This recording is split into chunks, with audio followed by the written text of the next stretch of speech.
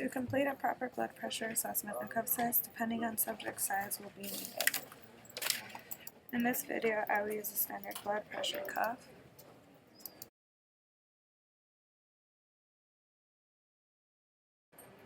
A stethoscope will also be needed, with earbuds facing away from you to hear the cortical sounds.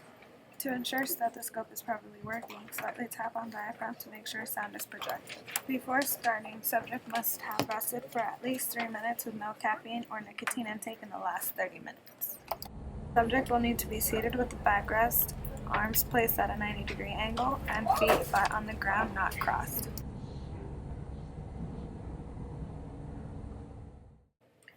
When placing cuff on subject, make sure to align proper arm label to brachial artery.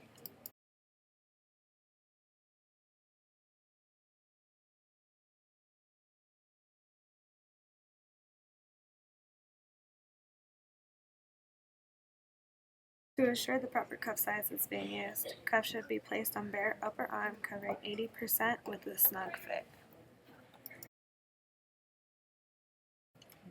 Ensure the valve is turned all the way to the right, palpate for the brachial artery, and place diaphragm on arm. Begin by pumping bulb to 200 millimeters of mercury,